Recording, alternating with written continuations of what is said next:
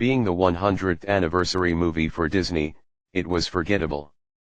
In the past few years, I haven't really been big with Disney's recent animated movies, as while I did like Soul and Raya and the Last Dragon, the other works like Luca, Encanto, Lightyear, Strange World, Elemental and Turning Red I wasn't really big on.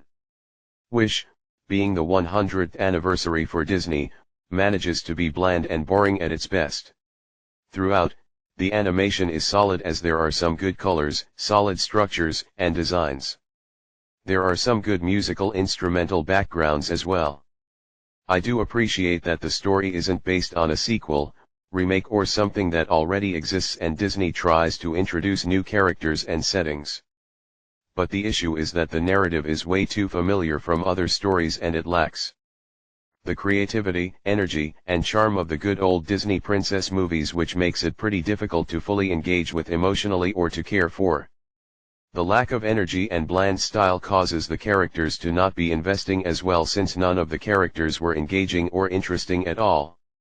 However, the voice performances from the cast members are pretty good. Ariana DeBose and Chris Pine both provided really good voice performances.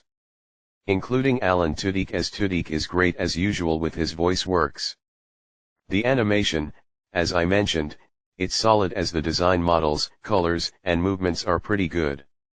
With the animation using a mix of computer and watercolor, there are some really nice moments, but admittedly, there were some animated movements or looks that felt odd, bland, and slightly distracting.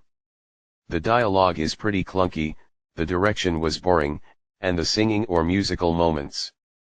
Despite one or two songs being not too bad, the singing and songwriting wasn't good, as some of the sound felt like it was written from AI. Like some of the voice and singing sound effects were pretty off. And as a whole, it was mostly boring.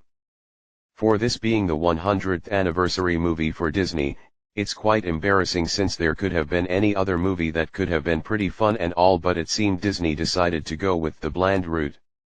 Overall, children and families will be entertained, but this one is definitely one of Disney's weaker movies. Overall, 3/10.